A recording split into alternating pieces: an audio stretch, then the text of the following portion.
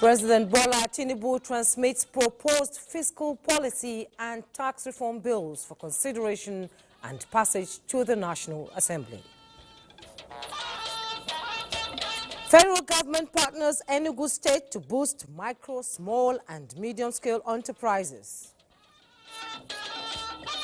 Federal government strengthens collaboration with relevant agencies to secure territorial integrity of Nigeria. It's nice to have you join us on NTA Network News tonight. I am Jumma Yusuf. Joining us from Lagos is Michael Olale, and Musa Abubakar is with Business News. Musa, what is happening in the world of business as of today? Well, Jumma, equities market extend bearish sentiment to Thursday. And indeed, we'll get to hear more about that. And Ayodeji Makinde will bring us happenings in the world of sports. Ayo, what is on the menu tonight? Well, let's let you know that defending champions of the Nigeria Premier Football League, Rangers International, are beaten by Elsa United by a lone goal. Well, Ayo, you give us the cocoa of the matter later on. Now, President Bola Tinubu has transmitted to the Senate proposed fiscal policy and tax reform bills for consideration and passage. National Assembly correspondent Lami Ali reports that provisions in the draft align with ongoing financial reforms of the federal government to enhance efficiency in tax administration, harmonization and compliance, as well as help reduce tax disputes.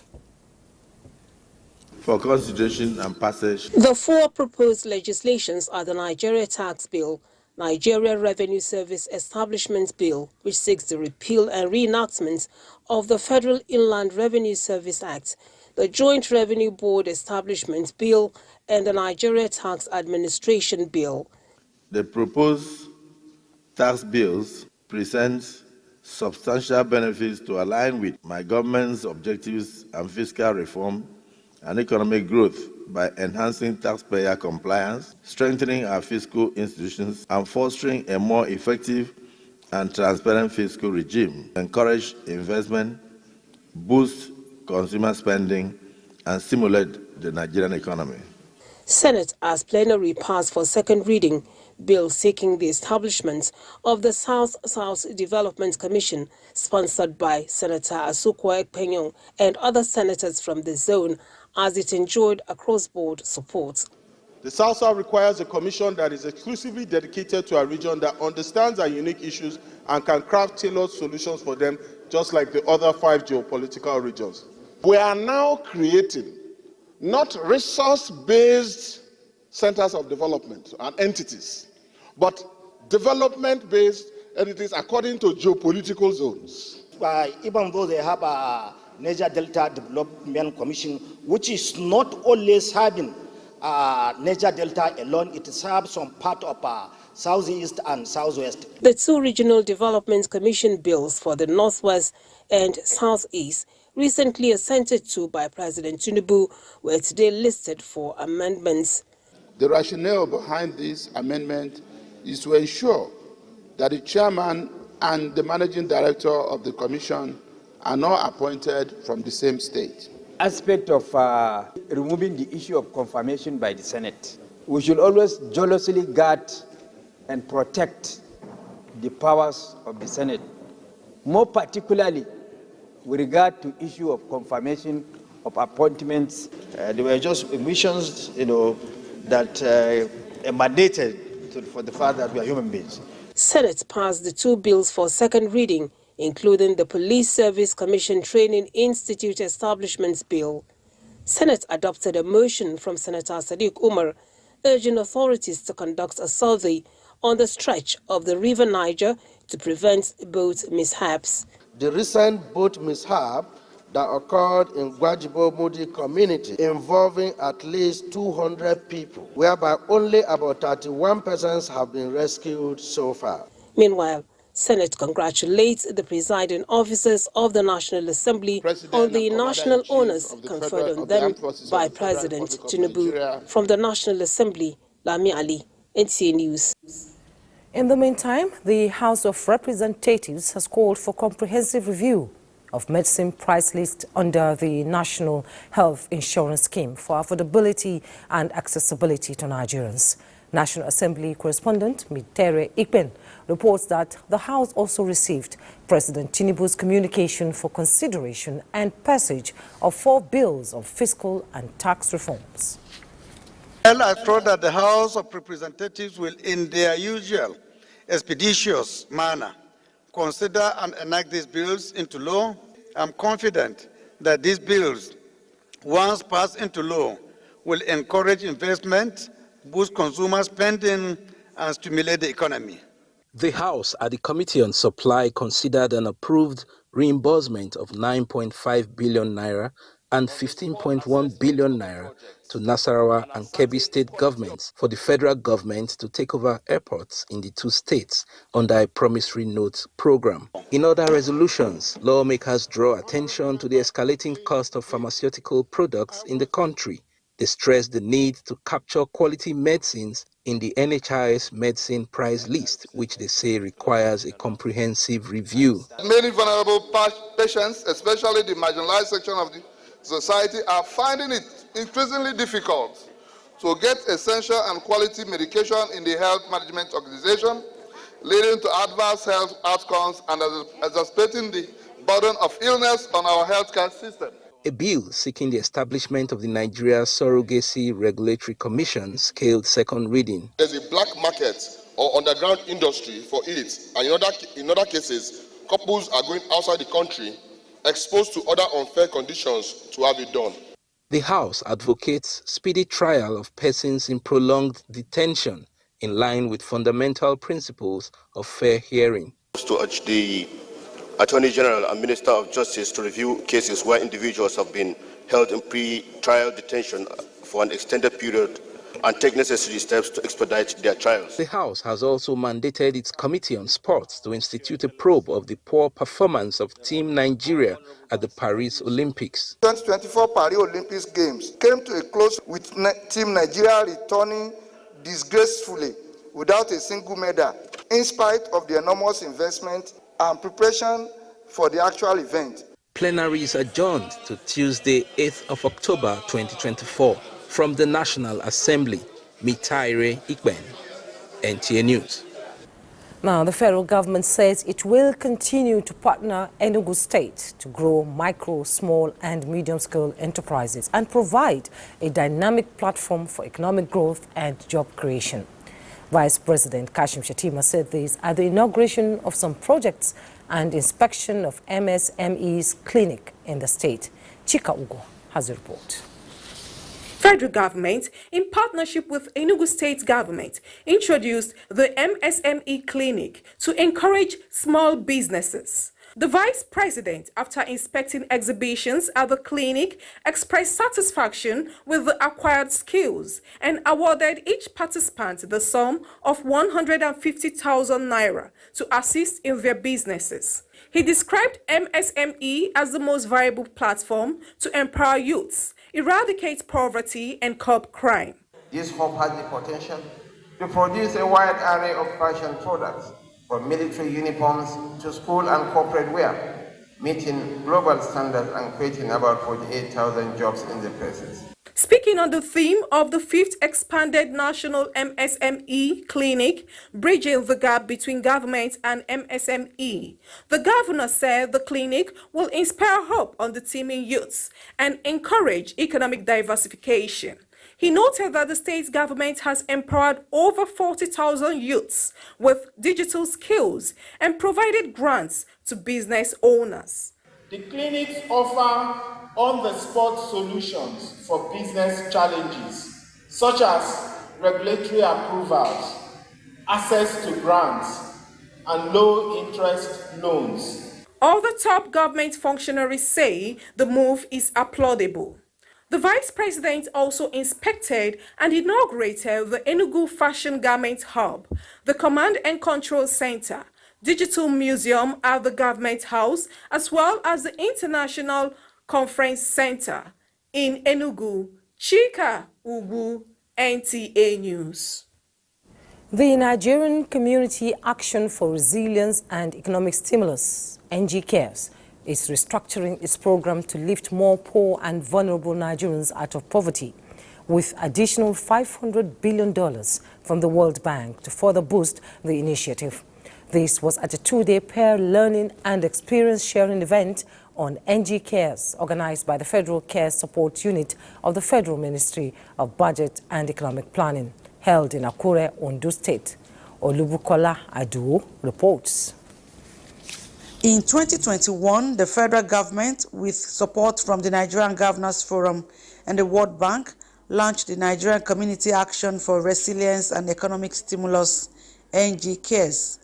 This initiative aims to support a budgeted program of expenditures and interventions at the state level, targeting existing and emerging vulnerable and poor households, agricultural value chains, and micro and small enterprises affected by the economic crisis. This fifth edition of the Zonal Peer Learning and Experience Sharing event, which drew stakeholders from 10 states and the FCT, focused on knowledge exchange, capacity building, and addressing challenges relating to financial planning, budgeting, and economic development as a way of improving on the program.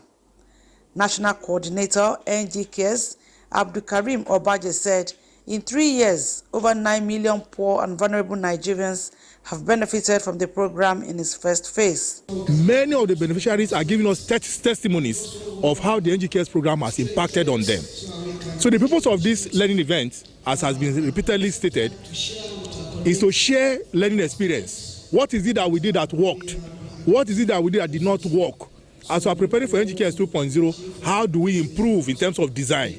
Participants shared insights on the impact of the program and deliberated on strategies for the implementation of the next phase. Nano businesses, micro businesses, small businesses. So we want to go in that direction. We have a lot of people who have benefited, and this have improved their livelihood. They are no longer where we met them. The NG Cares program, which began in 2021, is scheduled to end by December. In Akure, Olubukola Aduo, NTA News. And as digital technologies create opportunities for nations, businesses and individuals alike, businesses in Nigeria have been challenged to take advantage of these technological developments to hasten innovation. This was the thrust of the 2024 three-day National Micro, Small and Medium Enterprises Conference in Abuja, convened by the Small and Medium Enterprises Development Agency, SMEDAN. Muplang Dakok reports. Nigeria's digital economy is projected to reach $18.5 billion by 2026. To support this growth, the current administration has earmarked 250 billion naira for micro, small and medium enterprises aimed at enhancing their development and competitiveness. Secretary to the Government of the Federation, George Akume, reiterated the Tinubu administration's commitment to creating a sustainable environment for MSMEs to unlock their industrial potential. He also assures investors that Nigeria is open and ready for business. Let us commit to creating an environment where our entrepreneurs can innovate, grow, and lead the way in building a prosperous future for all Nigerians. Our role is not only to create policies that foster innovation, but to protect it and also ensure that the digital economy is inclusive, equitable, and sustainable. The Small and Medium Enterprises Development Agency, SMEDAN, introduced the initiative Grow Nigeria. Believe that with the right guidance, the right resources, the right opportunities, and the right workforce support, any nano business can turn into a micro business, any micro business can turn into a small business, any small business can turn into a medium business, and a medium business can grow.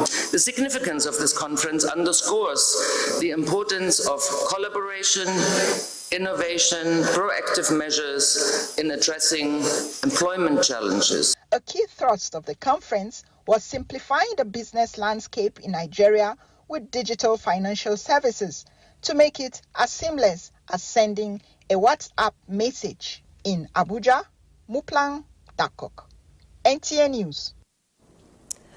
The merger between Access Pensions and ARM Pensions signals a new era for Nigeria's pension industry. Musa Abubakar reports the unveiling of the merger as Access ARM Pensions in Abuja reflects combined strength and innovation of the two largest pension managers in the country, as the company sets out to enhance pension services and investment opportunities. From two halves to one whole, a new chapter unfolds with the merger between two financial giants, Access Pensions and ARM Pensions. This strategic consolidation marks a significant shift, promising to reshape the pension ecosystem for millions of Nigerians. I transferred to Access Pension recently, less than 10 months, and I could see that my money is actually growing.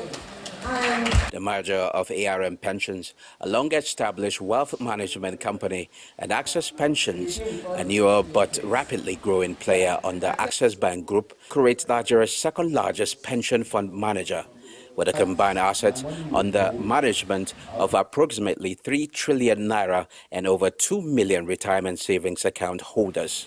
The merger positions the new entity as a major force in the country's pensions industry. The decision that was made by Access Holdings when they decided to enter the space, pension space, they made a decision to be one of the top players in the industry. And the strategy was to grow by both organic and inorganic means. Inorganic meaning that in the space of 2 years, they've been able to consolidate 3 leading pension funds: First Guarantee Pension, the former Sigma Pension to form Access, and now ARM to form Access ARM. And their vision is to be the leading pension fund administrator in Nigeria. Access ARM Pensions aims to leverage technology to provide seamless pension management. This merger highlights the importance of innovation and partnership in a rapidly changing world, offering enhanced financial security and new opportunities for retirees across Nigeria. In Abuja, I am Musa Abubakar, NTA News. And for more on business news, Musa is here to take it on. Hello, Musa. Hello, Jermaine. Thank you. Oil prices rose on Thursday with all eyes on key producing countries in the Middle East and mounted concerns that a widening regional conflict could pose a threat to global crude flows. Brent crude futures were up 4.86% at $77.49 a barrel, Reuters report. U.S. West Texas Intermediate crude futures rose 5.11% to $73.68. Meanwhile, U.S. gasoline futures gained more than 5% during the session. The equities market extend previous negative sentiment to Thursday as investors lose 671.2 billion naira. The all-share index shed 1.19% to close at 97,064.42 points. A total of 268 million shares in 8,565 deals corresponding to a market value of 6.8 billion naira were traded. Today's data shows that 7% decline in volume, 20% decline in turnover, and 28% decline in deals. Equity capitalization fell to 55.8 trillion naira. United Bank for Africa recorded the highest volume of 37%, or 37.1 million traded shares, followed by Zenith Bank, Deep Capital Management and Trust, and Sterling Bank. Well, let's head to global stock market, where Hong Kong stocks plunged on Thursday, snapping a 6-day winning streak as the China stimulus rally appeared to ease. Let's now see the figures.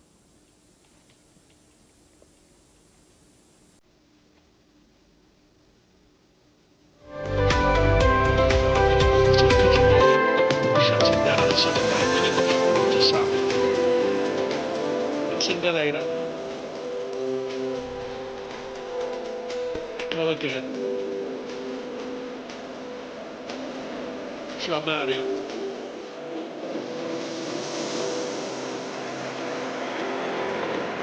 This stage pulls look physically the sharper of the two teams. Well, as business is, let's now pause for some messages. The news continues after the break. You're watching NTA Network News. Former Executive Director Programs of the NTA, Peter Igo, has been made the National Coordinator, National Senior Citizen Center and Goodwill Ambassador of Age-Friendly Services and Elder Justice. Elizabeth Omori reports that this was at the National Media Veterans Roundtable, where professionals in the broadcast industry and entertainers were also announced as Goodwill Ambassadors to champion the cause of the older persons. Nigeria is taking steps to address challenges faced by its aging population, which is projected to triple by 2050. The likes of Mohamed Labo, Cyril Stoba, Danla Dibako, Tony Akposheri, and Chika Opala, also known as Zebodiah, have been appointed as Goodwill Ambassadors to utilize their expertise to come up with adaptable solutions to tackle issues affecting the aged. It is up to us, the seniors, citizens, and those behind us to see how we could partner together so that the elders could impart the knowledge and wisdom. I'm so happily grandiose that the government has come about to think about the elderly who have contributed so much in building of this nation. The Minister of Information and National Orientation, in his message to the gathering, emphasized that caring for the elderly aligns with the renewed hope agenda of the President, and state governments as well as families should help change the narrative around aging. An advanced age is neither a call to redundancy nor is retirement a death sentence. There are engagements, their infrastructure situates everybody within the context of development. Nobody left behind. Life after 60 is not a death sentence. Issues such as healthcare, financial inclusion, and stereotyping were raised as key areas to address. Elizabeth Omori, NTA News.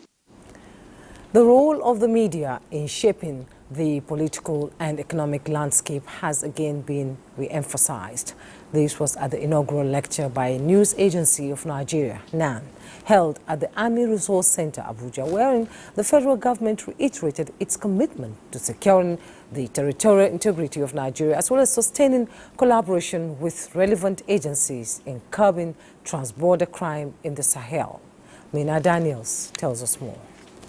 Over 3,000 incidences of insurgency recorded in the Sahel in 2023 alone.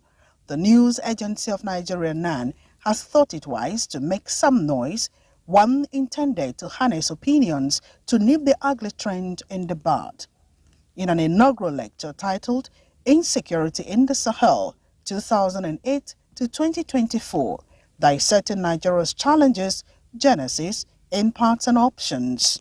Stakeholders identify some of the causal factors of insecurity in the Sahel and called for multi-conventional means of eradicating banditry, terrorism and trafficking within the sub-region. In fact, the evolution of this challenge, even the definition of Sahelian countries, was informed by Nigeria's support for regionalism. President Bola Tinubu, represented by his security advisor, Malam Nuhu Ribadu, stated his administration's resolve to work tirelessly to protect its territorial borders. What is going to happen? Nigeria will be, inshallah, will be protected. Nigeria will be fixed. Nigeria will be better. Guest speaker, Dr. Mohammed Ibn Chambers, African Union Chief Mediator on Sudan, recognized Nigeria's efforts at bringing sanity to the Sahel, including engaging in joint multilateral task force operations and called for sustainability. Also, that a region, just like the Sahel, including up to Nigeria and other countries that I mentioned, so rich in natural and human resources, yet is bogged down by conflict that we are unable to realize, to harness. Has come because we're not just talking about security in Nigeria, we're talking about the whole of Sub-Sahara. I mean, the crisis of Libya spilled over into Nigeria. The lecture was chaired by former head of state Abdul Salami Abubakar, and hosted by Minister for Information and National Orientation, Mohammed Idris. In Abuja, Minna Daniels, NTA News. President Bola Tinubu congratulates Leadership Newspaper Group on its 20th anniversary. He commends the media organization for its contribution to informed journalism and good governance. President Tinubu fondly remembers Sam Nda-Azaya, pharmacist, businessman, columnist, and politician who was the visionary founder and chairman of the group. He also recalls Nda-Azaya's invaluable contributions to Nigeria's vibrant media landscape. From his time as a weekly columnist at Daily Trust newspaper to founding Leadership Confidential and later establishing the Leadership Group of newspapers. President Tinubu further recognizes the critical contributions of a dedicated team, including media icon Azubuike Isekwene, the editor-in-chief. As friends, readers, and well-wishers celebrate Leadership Newspaper's two-decade milestone, President Tinubu reaffirms that his administration will continue to support journalists in performing their duties unhindered, free from threats, intimidation, or any form of inhibition in accordance with the Constitution. Now, 44,000 candidates out of a total of 67,751 persons who registered for the May-June in National Business and Technical Certificate examination scored 5 credits and above, including English and mathematics. This figure, which represents 65.34% of the candidates, shows a 7.85% decline from the 2023 performance. The acting registrar, National Business and Technical Examination Board, Nasa Asanga, disclosed this while announcing release of June-July in School Business and Technical Certificate examinations result at NAPTEP headquarters in Benin City.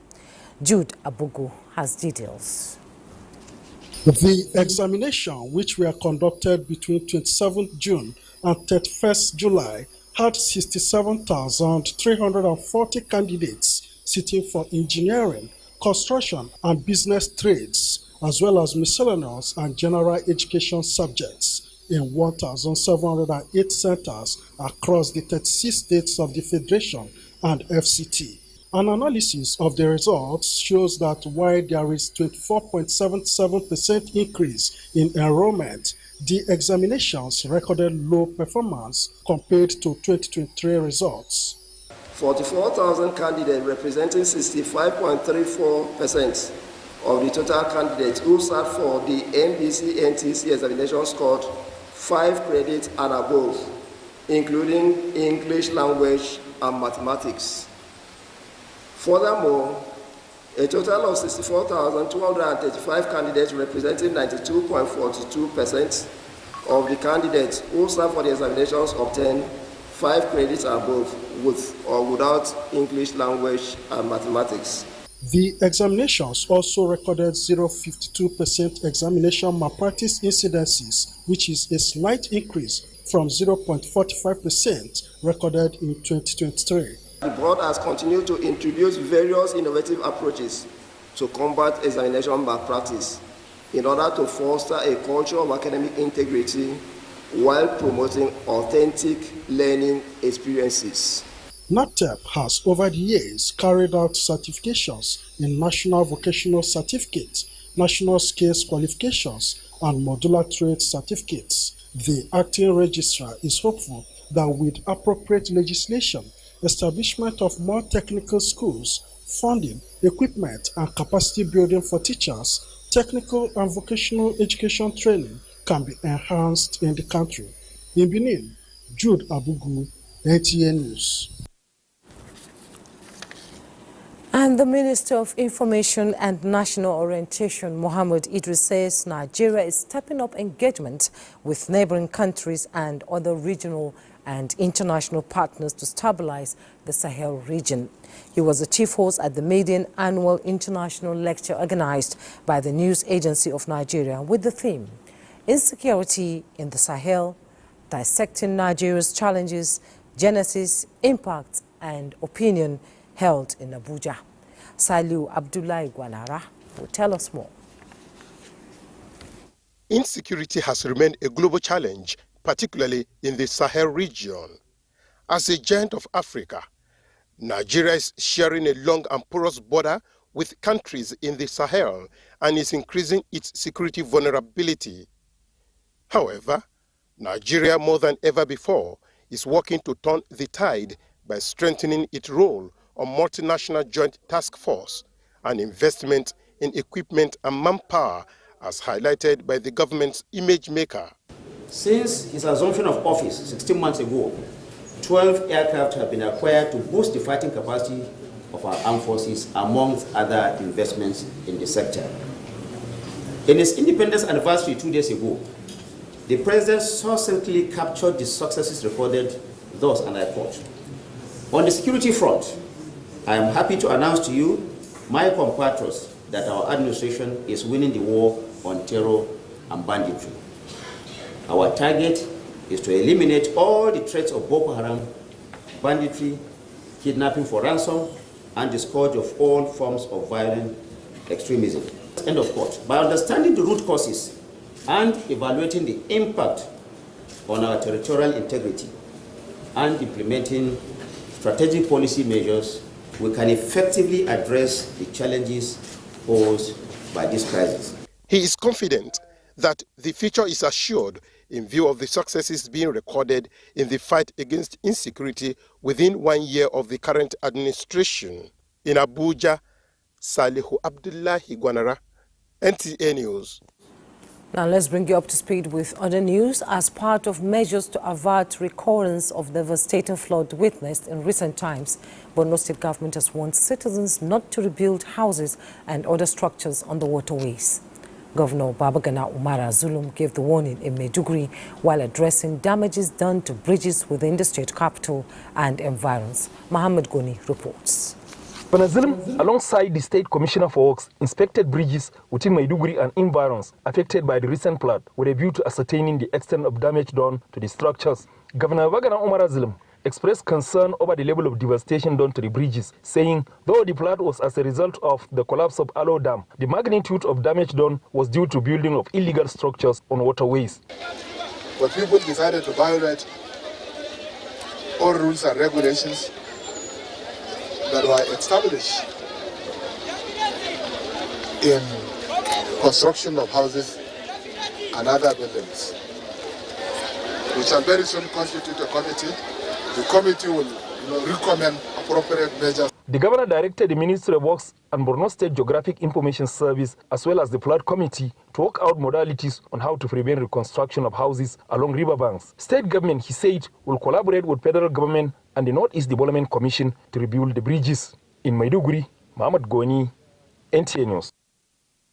Meanwhile, rescue operations are still ongoing in Bajibo community, Mokwa local government area of Niger State, following a boat mishap that was conveying about 300 people from Mundi community.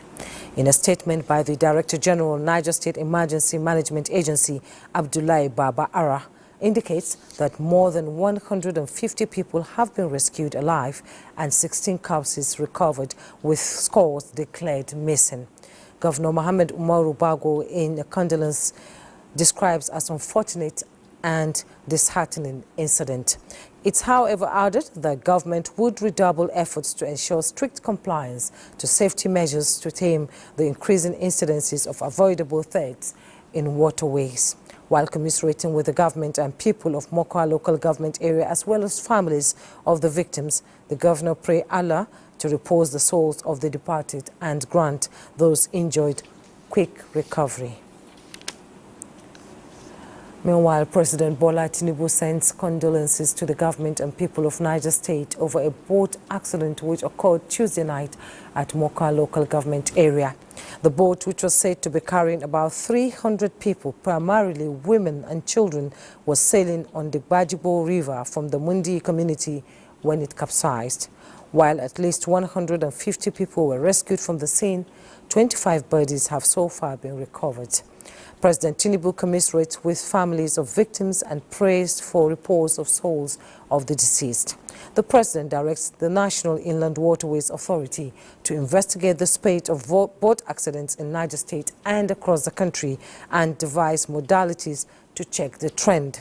He orders NIWA to expand the scope of its surveillance of inland waters to ensure people's safety and prosecute boat operators violating the ban on night sailing. Time now to bring in Michael Olale, who has reports from that axis. Hello, Michael.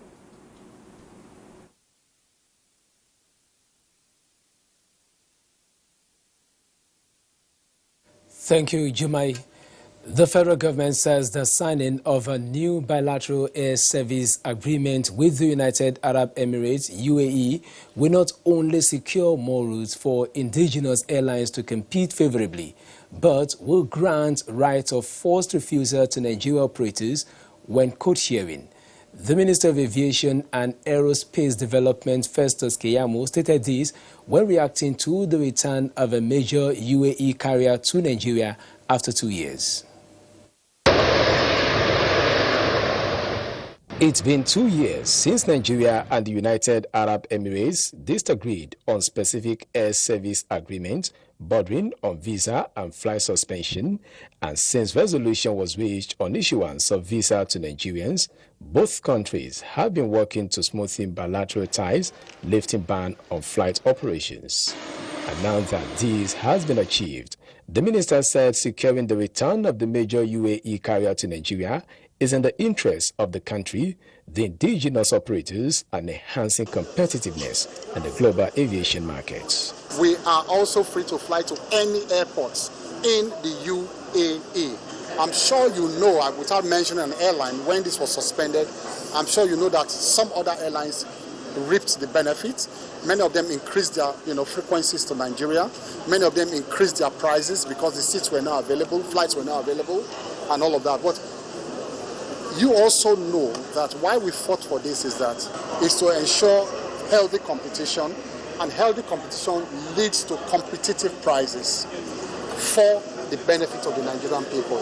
The minister said the fastest direction to implementing the Cape Town Convention, as identified by this administration, is opening up the aviation industry in Nigeria, which invariably is increasing the country's compliance index and boosting the confidence of investors.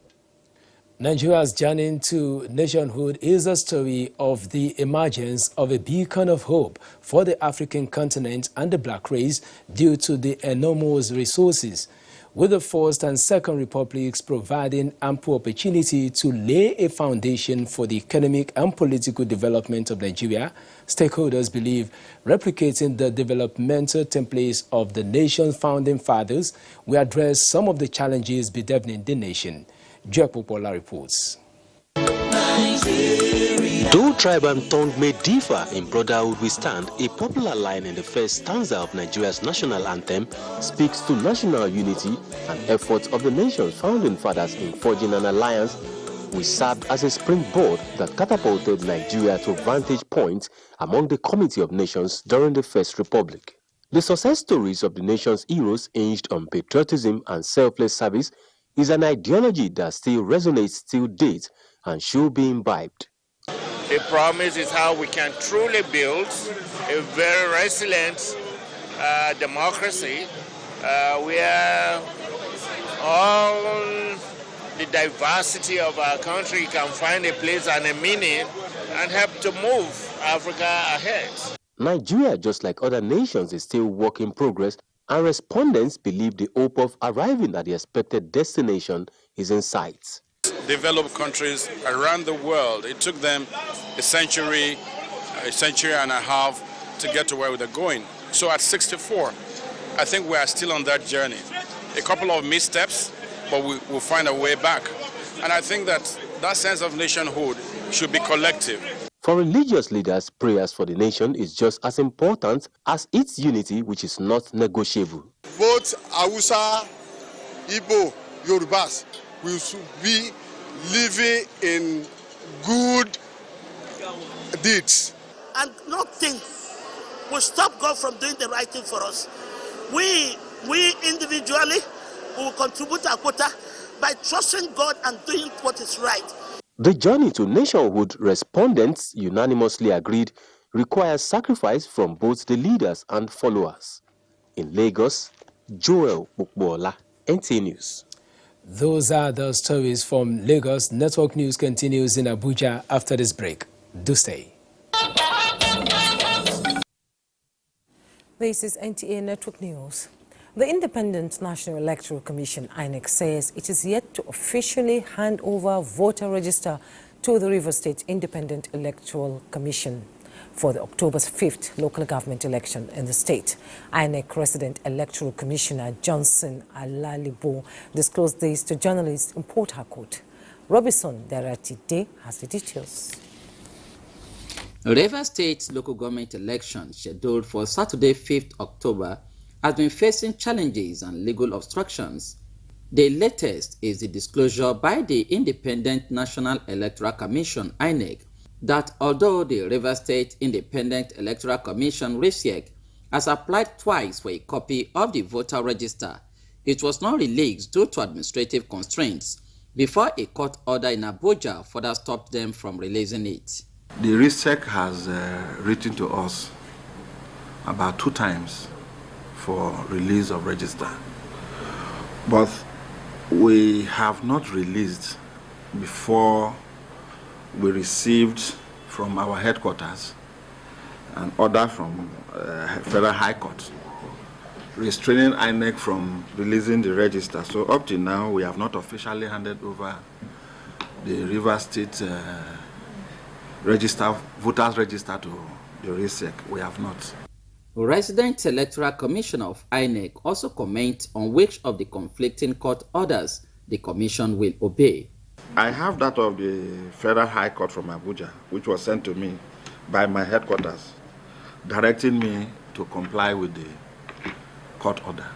The various political and legal permutations have left residents in suspense ahead of the local government election scheduled to hold on Saturday.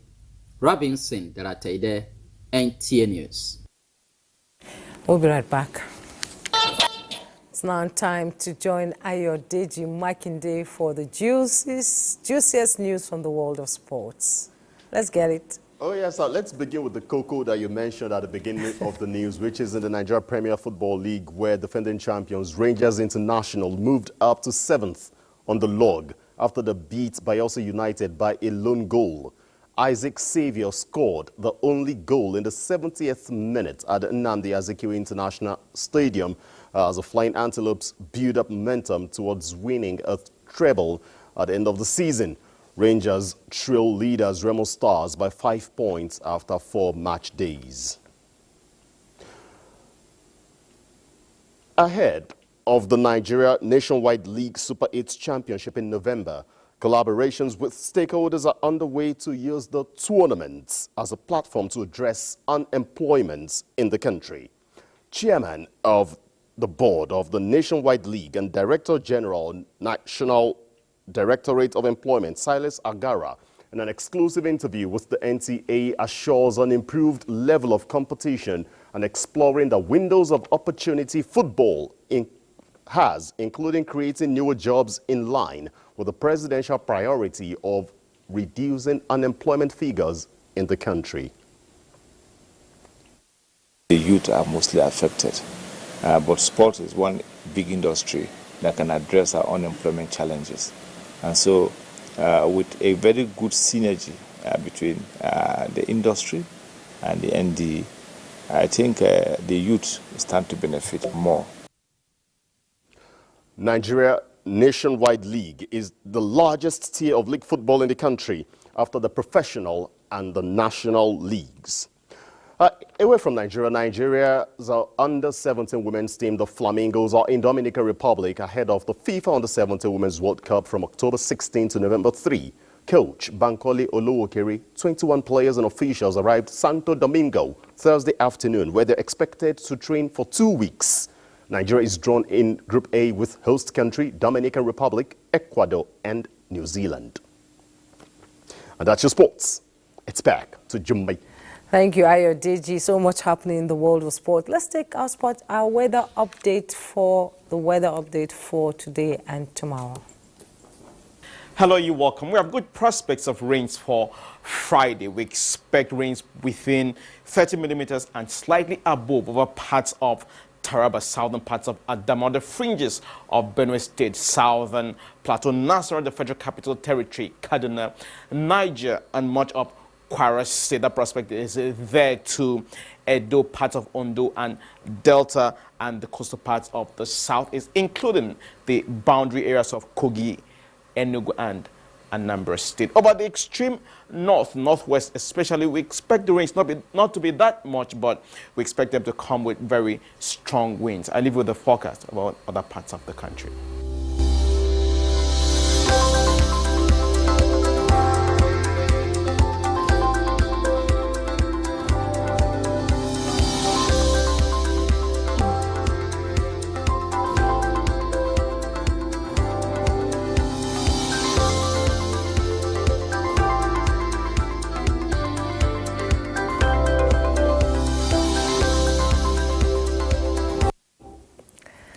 That's the weather update for tomorrow. Remember, don't leave your home without your umbrella. I am Jumma Yusuf. Thanks for watching.